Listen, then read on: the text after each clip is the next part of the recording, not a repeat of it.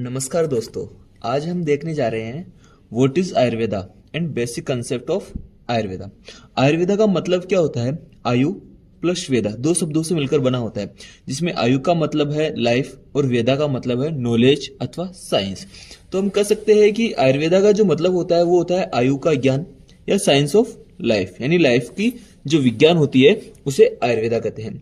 चरक संहिता के अनुसार जो आयुर्वेदा है उसका जो परिभाषा दी हुई है वो बोलते हैं हिता हितम सुखम दुखम आयुस्तस्य हिता हितम मानम च तच्च यत्रोक्तम आयुर्वेदा स उच्यते। चरक सूत्र 1/41 में ये है, यानी जिस वेद में हित आयु, अहित आयु, सुख आयु और दुख आयु, इन चारों प्रकार की आयु के लिए जो हितकर है, मतलब कि जो हित यानी पथ्य कर चीजें हैं और अहित यानी अपत्य है, एवं इस आयु का मान यानी कि आदमी कब तक जीने वाला है, आदमी की आयु कितनी हो सकती है और आयु का स्वरूप कि उसकी आयु कैसी होगी, मतलब वो सुखी आयु होगी, दुखी आयु होगी, वो बीमार रहेगा या नहीं रहेगा, उसके बारे में बताया गया है, उसे आयुर्वेद कहा जाता है।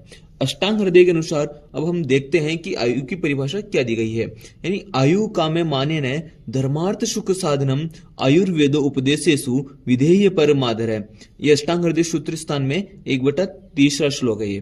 तो इसमें बताया गया है कि धर्म अर्थ सुख इन तीनों का जो साधन है वो आयु है।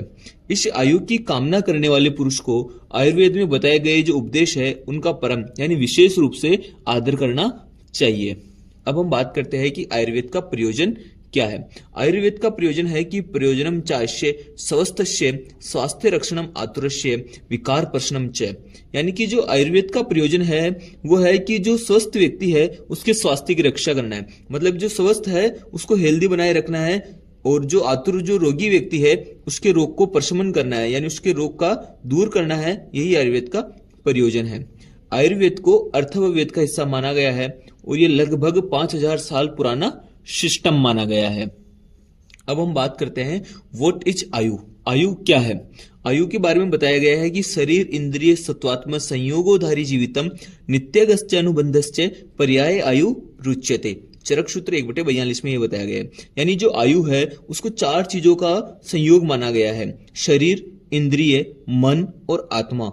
ये 4 चीजें मिलकर हमारी आयु बनाती है, और उसमें धारी, जीवित, नित्यग और अनुबंध ये आयु के पर्याय बताए गए हैं। धारी का मतलब होता है जो शरीर को धारण करता है।